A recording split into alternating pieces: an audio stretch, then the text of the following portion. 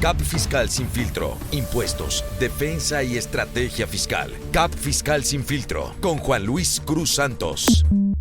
Estimados amigos, bienvenidos a nuestro podcast de cada 8 días, y el día de hoy vamos a platicar de un tema también muy interesante relacionado con la previsión social, pero de los trabajadores. Y para ello nos acompañan Rafa, que ya lo conocen, el contador Rafael. Maestro, buenos días a todos. Alguien que no conocen, el licenciado Edwin. No tenemos que decir. Antes de Maestro. que se presente, es el abogado es el abogado del pueblo. Del pueblo y para el pueblo. Y del pueblo. Pero bueno, mi estimado Edwin, ¿cómo estás? Muy bien, maestro. Muchas Bienvenido. gracias. Arriba Muchísimas gracias por Zacatecas. la invitación. Arriba Arriba Zacatecas. Zacatecas. Así es. Es de Zacatecas, de allá lo trajimos al buen Edwin, el licenciado Edwin, de Zacatecas. ¿Ya cuánto tiempo tienes con nosotros, Edwin? Ya tengo desde diciembre del 22. Ya voy para 3 años. Ya va para 3 años. Ya voy para 3 años. De todos los que hemos estado en los podcasts, es el que tienes No, menos, ¿verdad? sí, Menos tiempo con nosotros. Creo yo que sí. 2 años y medio. Está bien, pero ahí vamos poco a poco. Y bueno, la intención del día de hoy es que empecemos a platicar de la previsión social de los trabajadores. En podcast anterior ya platicamos de la previsión social, de los fondos de previsión social, pero relacionados con los socios cooperativistas. El día de hoy vamos a platicar de una figura que, si me lo permiten, dar un antecedente. La previsión social tiene toda la vida, punto. Tiene toda la vida. Desde que yo me acuerdo existe la previsión social. Nada más que hubo un punto de inflexión. Más adelante vamos a platicar del artículo 28, fracción 30 de la ley de renta. ¿Qué es ese artículo 28, fracción 30? La no deducibilidad de parte de la nómina. En alguna ocasión, en tu tierra, Rafa, en Tlaxcala, porque Tlaxcala sí existe, ya quedamos, estábamos viendo, me mandan a hablar unas empresas, y porque estaba la reforma de la adición de la fracción 30 del artículo 28. ¿Qué es esto? Que no podemos hacer deducible la nómina al 100%. Si el trabajador obtiene ingresos exentos de entrada, dice la ley que no podemos hacer la deducibilidad de esos ingresos exentos que perciben los trabajadores. Un 47, un 53%, ya veremos cuánto es deducible. Pero ese es el mensaje: no puedes hacer deducible toda la nómina que sea exenta a los trabajadores. Entonces, a nosotros nos mandaron a hablar para promover en su momento el amparo, que de alguna manera no prosperó a nivel nacional de ese amparo. Pero bueno, mi punto ¿cuál es? Que ese mismo día habían citado a su servidor, pero también habían citado a una persona o a un despacho para que les dieran una opción, una estrategia. ¿Por qué? Porque el empresario le habían puesto en la mesa cuánto es lo que iba a tener que pagar de impuestos, dado que no le permitían deducir al 100% la nómina, y eran varios cientos de miles de pesos, lo que en el ejercicio tenía que pagar de ISR, por la razón, repito, de que no iba a ser deducible 100% de la nómina. Entonces, estaba viendo opciones. Opción número 1, pues el amparo. Opción número 2, una estrategia. ¿Qué opciones me dan para poder hacer deducible la nómina? Y me acuerdo perfectamente que el despacho que estaba ahí esperando junto conmigo era un despacho de outsourcing, un despacho de la nómina, de las pagadoras, outsourcing, tercerización, como le quieran llamar. Entonces, me acuerdo perfectamente de que ahí se detonó la figura del outsourcing. O sea, la figura también del outsourcing ya tiene muchos años, pero en ese momento, cuando hubo la reforma al 28, fracción 30, en ese momento se vinieron en una oleada de pagadoras de outsourcing. ¿Por qué? Porque llegaban con el producto: oye, no te preocupes, yo tengo la solución para poder hacer deducible 100% la nómina más todos estos beneficios o prestaciones. Pues obviamente el empresario, cuando le pusieron esa opción, voy por acá. Entonces, lo que quiero decir es lo siguiente, que muchas de las veces las reformas que promueve el Estado, en lugar de tratar de recaudar aún más, de ser proporcional, equitativo, de acuerdo a la ley, lo que provoca en muchas ocasiones es de que el empresario esté buscando, cómo no pagar el impuesto, de acuerdo a la ley. Entonces, aquí se le presentó una estrategia, una opción, no sé si buena o mala, no lo sé porque ya no me quedé en esa reunión, pero al final del día vuelvo a lo mismo. eso fue lo que detonó esta figura que después, ya en años posteriores, ya en la época del presidente López Obrador, dijeron, ¿sabes qué? Adiós a las outsourcing, adiós a las pagadoras. Pero vuelvo lo mismo, este tipo de reformas, en lugar de incentivar el que de prestaciones, más prestaciones a los trabajadores, dice, ¿sabes qué? No lo hago, o sea, no te doy prestaciones porque eso tiene una implicación financiera, no solo el dar el apoyo al trabajador, sino la implicación financiera de que tengo que pagar más seguro social, de que tengo que pagar el impuesto de el impuesto sobre la renta, y aparte que no lo puedo hacer deducible. Entonces, repetimos, la intención del día de hoy, ¿cuál es? Darle opciones a las empresas en donde se tengan más beneficios. ¿Para qué? Para todos. Que tenga beneficio el trabajador en cuanto a que en alguna ocasión yo le dije a un empresario, oye, el trabajador a lo mejor no le vas a aumentar su sueldo, pero le vas a dar más liquidez. ¿Cómo estuvo eso? Sí, va a seguir con el mismo sueldo, pero de acuerdo a esta estrategia, va a aumentar la liquidez dado que no se le va a hacer la retención de los impuestos. Porque, repito, ya para cederles el uso de la voz a mis compañeros, muchas de las veces el mismo trabajador dice, oye, ¿de qué sirvió el aumento que tuve en mi nómina si al final del día ese aumento me lo quitaron en impuestos? Me lo quitaron en impuestos, entonces pues ya no entendí en qué consistió el aumento que me dieron en mi trabajo. Pero bueno, de entrada, mi estimado Edwin, ¿qué es la previsión social?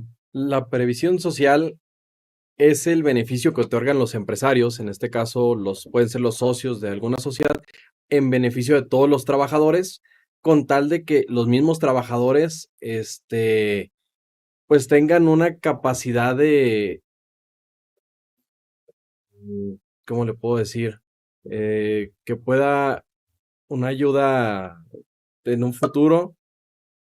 Ahorita, si quieres, mencionamos lo del artículo 7º de la ley del impuesto a la renta. De hecho, es lo que te iba a pedir, que aterricemos qué es lo que dispone la ley del impuesto a la renta, ese artículo 7 de la ley del impuesto a la renta, porque ahí nos da una definición de lo que es la previsión social.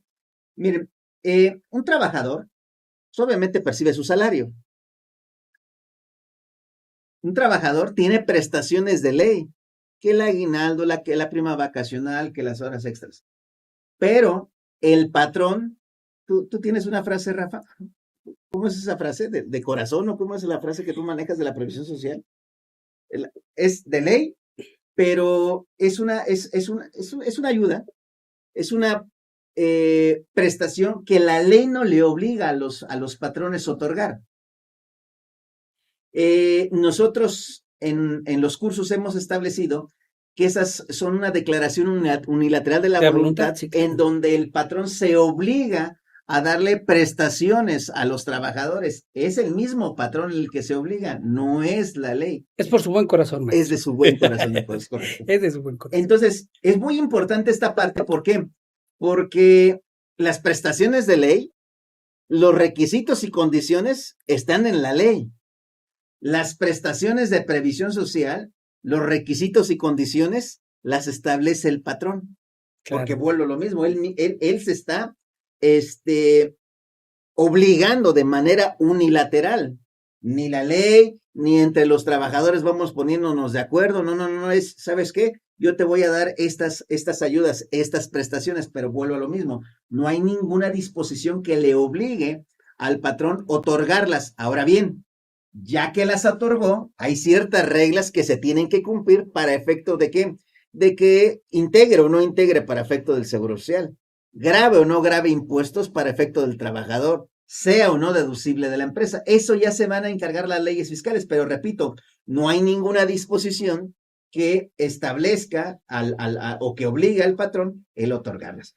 Maestro, ahorita que estaba platicando de eso de Tlaxcala y demás, no voy a decir las empresas para no meternos en camisa de 11 varas, pero realmente creo que la autoridad se ha cansado de el abuso que a veces cometemos, no todos los contadores, pero sí la gente, no sé cómo llamarlos, pero han abusado de esas figuras.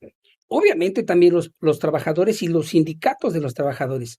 Yo me acuerdo perfectamente que antes de que se le llamara outsourcing, ya estaba esta figura. Había una empresa muy grande, que existen todavía allá en un pueblo muy bonito que se llama Tlaxcala, Que esta empresa tenía 3: la operadora, la administradora y la de los trabajadores. En el momento en que querían hacer la huelga, le decían, ¿sabes qué? Espérate, aquí está. Y esta empresa estaba protegiendo sus activos. ¿Sabes qué? Hoy no te metas. Entonces, ellos mismos ya empezaban a generar una empresa que llevara la nómina, aunque trabajaran dentro de los activos, y los activos eran, pues ahora sí que la maquinaria en donde hacían la fibra, las tarjetas para las computadoras y demás, era muchísimo dinero. Entonces, si los trabajadores querían irse a huelga, decían, espérate. Muchas empresas se fueron a huelga ahí, cerraron, nunca las pudieron echar a andar. Entonces vieron eso y dijeron, espérate, vamos a hacer esto. Pero ¿qué pasa? Dentro de las mismas prestaciones que le daban a los trabajadores y los mismos sindicatos pedían más y más y más prestaciones, pues decían, oye, de tu sueldo, pasa como los de Volkswagen, ¿no? De tu sueldo es tanto y de todas tus prestaciones ya te fuiste al doble del sueldo. Decían, oye, pero graba, no, pues están dentro del plan. Y maestro, cuando fui auditor yo les decía, a ver, enséñame tu plan. ¿Dónde está tu plan de previsión social? No, pues sí lo tenemos. Nunca llegaba al plan. La ley no dice que lo tengas que tener así como físicamente, decir, oye, siempre y cuando cumplas con los requisitos. El tema es que, usted maestro sabe, siempre nos ha dicho es, ¿dónde está el plan que le puedes enseñar cuando te juzgan, ¿no? Cuando llegas al tribunal y dices, oye, pues aquí tengo mi plan, mira, dice que podemos tener todos, si aún teniéndolo con los datos que hemos llevado, Edwin, que nos dicen, nada, no se puede, por algunas otras leyes. Entonces, se fue distorsionando y dijeron, ahora les vamos a aplicar el artículo 30, fracción 28, en la que todas las prestaciones adicionales vamos a agravarlas. Por eso se distorsiona, maestro. El tema aquí es, yo me acuerdo perfecto, cuando querían estas empresas pues, proteger sus activos y protegerse también del sindicato, porque el sindicato era el que se aferraba a eso. Es correcto. Pero bueno, Edwin, tenemos ahí, si no, ahí está la ley fiscal, esa para, de una manera textual, analizar qué es lo que la ley del impuesto a la renta define como previsión social. Ahora, maestro, ahorita en lo que busca Edwin el fundamento, precisamente también, esta previsión social que ayuda a los trabajadores, pues, está siempre estado, pero hay cosas que graban, hay cosas que integran. ¿Se acuerda cuando quisieron homologar lo mismo que grabara en ISR que integrara para Seguro Social? Y no pasó porque decían, oye, no, está grave si lo haces de esa forma, ¿no? No, son conceptos muy distintos, o sea, pareciera que pudieran ser iguales, todo pero graba, todo está exento y todo integra. No es así. Ahorita lo vamos a ir desmenuzando poco a poco. Primero, insisto, ¿qué es lo que prevé la ley del impuesto a la renta como una previsión social? Correcto, maestro. Y para esto nos vamos a la ley del impuesto sobre la renta, exactamente en su artículo 7º, párrafo penúltimo, que nos dice, para los efectos de esta ley, se considera previsión social las erogaciones efectuadas que tengan por objeto satisfacer contingencias o necesidades presentes o futuras, así como el otorgar beneficios a favor de los trabajadores o de los socios o miembros de las sociedades cooperativas, tendientes a su superación física, social, económica o cultural, que les permitan el mejoramiento en su calidad de vida y en la de su familia. En ningún caso se considerará previsión social a las erogaciones efectuadas a favor de personas que no tengan el carácter de trabajadores o de socios o miembros de sociedades cooperativas. Entonces, lo que busque es un mejoramiento en el nivel de vida, nada más. Una cuestión presente, una cuestión futura. Entonces, simple, sencillamente es un mejoramiento en el nivel de vida, en el aspecto físico, en el aspecto cultural, incluso en el aspecto social, ni se diga en la parte educativa. Entonces, repetimos, todo se traduce en un mejoramiento, en una mayor estabilidad del patrón, del trabajador en este caso en particular. Entonces, en la misma ley del impuesto a la renta, repito, nos da una definición de lo que podemos considerar como previsión social. Ahora bien, dijo el contador Rafael hace un momento, la ley efectivamente no establece como un requisito para efectos de la deducibilidad, que ahorita vamos a ver ese artículo 27 para ver los requisitos de la deducibilidad, Y ahí no viene el que esté en papel, Es correcto. el que exista un documento en donde se plasme todas estas prestaciones que se le van a otorgar a los trabajadores. Sin embargo, la recomendación, la sugerencia es que sí esté esto en un papel. No hay un formato, no hay una estructura, no hay un orden, por así decirlo, establecido en la ley. Esto básicamente es una cuestión de cada quien. Nosotros podemos elaborar un plan de previsión social y nuestros amigos que nos hacen favor de ver y escuchar pueden tener un formato, una estructura de la previsión social, del plan de previsión social, dado que, repito, no está previsto en la ley que sea por escrito. Sin embargo, otra vez, sí es recomendable que lo hagamos por escrito. ¿Por qué?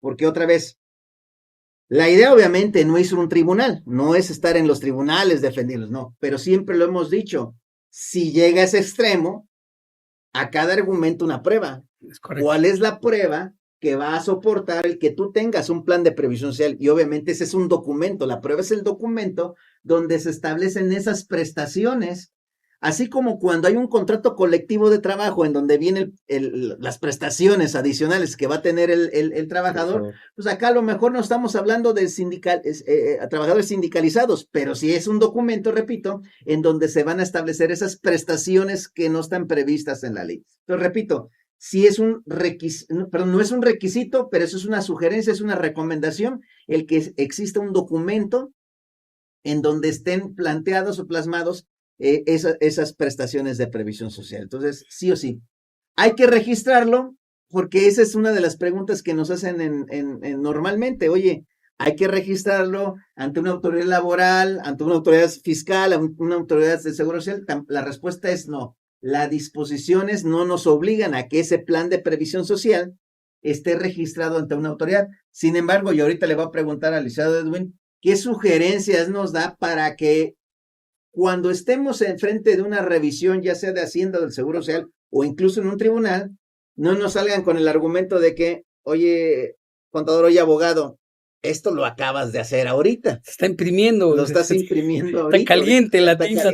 Ahorita. Va saliendo. Va saliendo de la impresora. Ajá. Entonces, ¿qué sugerencias nos da para, otra vez, demostrar que eso se hizo, que hay una fecha cierta, es el término legal o el término correcto, que hay una fecha cierta? Es un plan de previsión social que se hizo en el 2025, excelente. ¿Cómo me pruebas que efectivamente esto lo hicieron? Esa exteriorización de la voluntad del patrón fue en el 2025 y no en el 2028, cuando tienes una revisión de Hacienda del Seguro Social. Entonces, repetimos, todos esos elementos los debemos tener en consideración por si existiese algún tipo de cuestionamiento de autoridad. ¿Cuáles son esos requisitos, mi estimado Edwin, abogado del pueblo? Maestro, cuando tenemos el plan de previsión social, los socios tienen que realizar una asamblea, ya sea extraordinaria, más bien en este caso. ¿Por qué? Con la finalidad de protocolizarlo, de llevarlo con el fedatario público, ya sea el notario público o con el corredor público. Con esto, nosotros vamos a tener la tan mentada fecha cierta, que es lo que le encanta al SAT, tener una fecha en específico con el cual se empezó a implementar este plan de previsión social. Correcto. Entonces, otra vez, no está en la ley, no hay ninguna disposición que de alguna manera establezca lo que el licenciado Edwin está comentando, pero la sugerencia que él dice, ¿sabes qué? Pues lo que buscas Hacienda o alguna autoridad es la fecha cierta, pues lo mejor, lo ideal es hacerlo ante notario público, punto. Ante fedatario público, perdón, ya sea un notario o en o en un corredor público. Entonces, esa es la sugerencia, el que ese documento que se elabore esté pasado ante este fedatario. ¿Qué requisitos necesita reunir la empresa para poderlo hacer deducible? Maestro, a veces, bueno, ya ve que yo no tengo nada en contra de las autoridades, pero cuando lo platicamos con las autoridades, inclusive en las mesas de trabajo, usted lo ha visto, que cuando empezamos a leer la fundamentación ya no saben qué cara poner, porque realmente los requisitos están en la ley.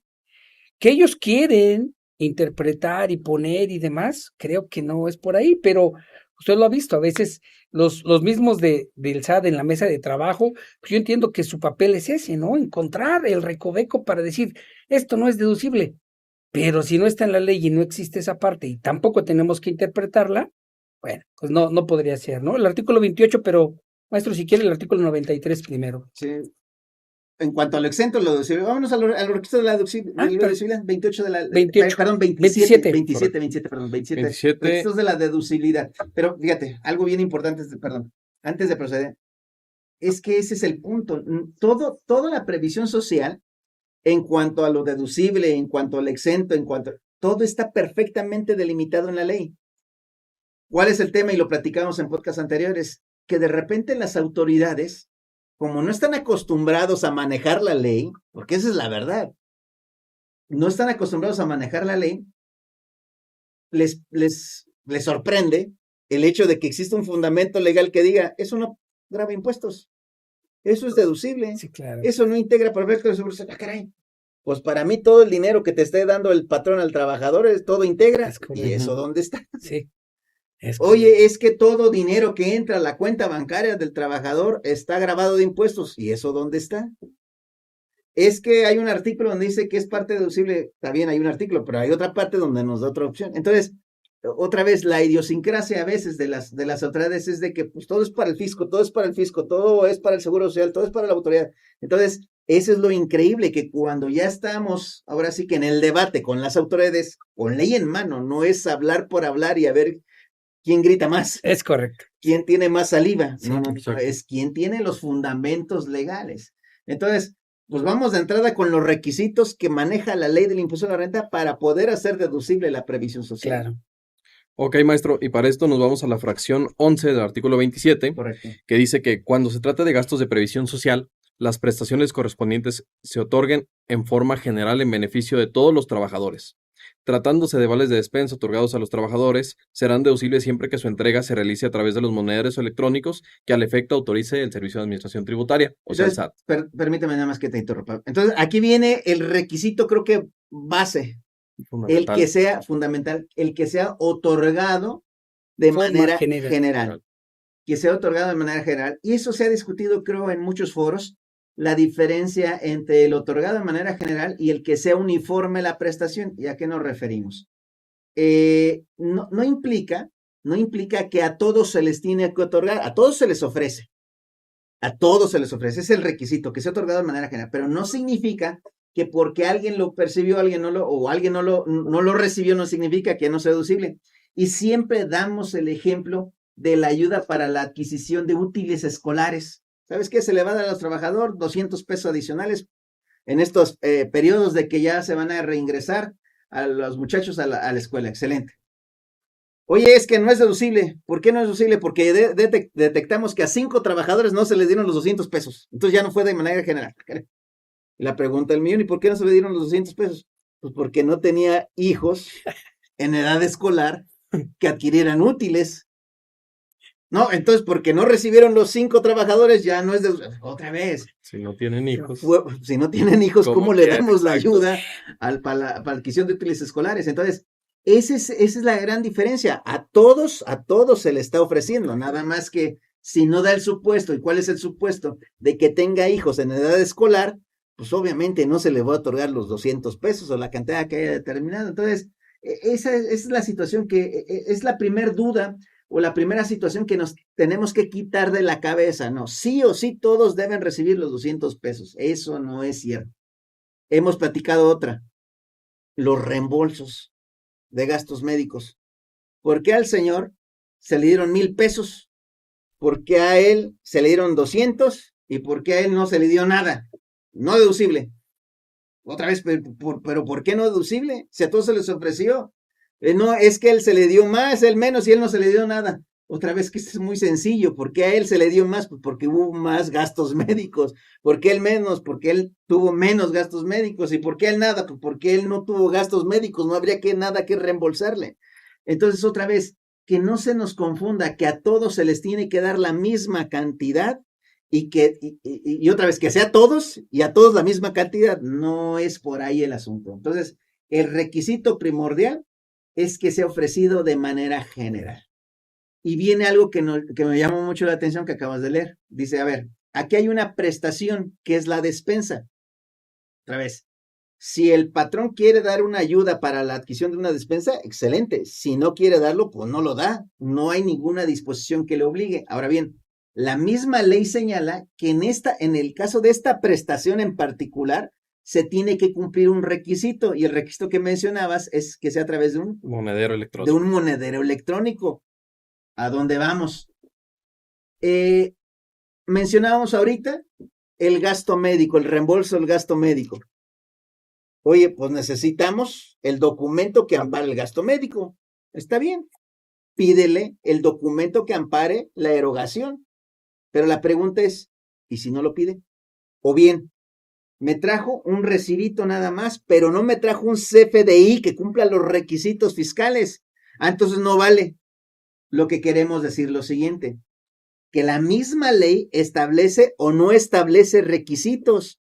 Aquí habla específicamente de una prestación, que es la de despensa. Sí o sí necesitamos de un monedero, Exacto. pero no está regulando otro tipo de prestaciones en donde se establezcan los requisitos. Por eso mencionábamos al principio, el patrón es el que establece cómo se va a obligar. La ley en algunas ocasiones establece ciertos requisitos, como este es el caso particular. Pero repito, aquí hemos hablado de dos prestaciones, de gastos médicos y de la ayuda para adquisición de útiles escolares.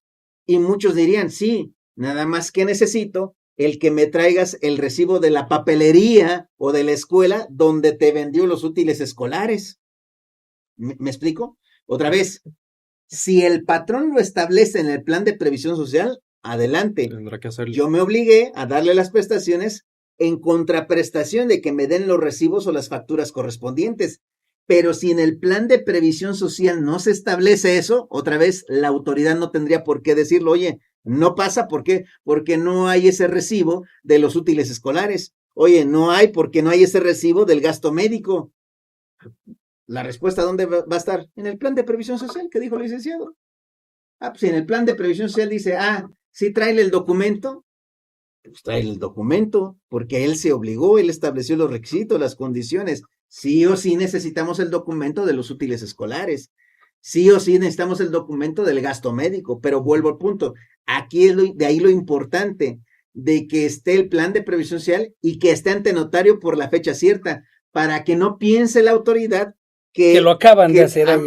Que se me acaba de ocurrir esto de no pedirle o establecer una condición al trabajador. No, no, no.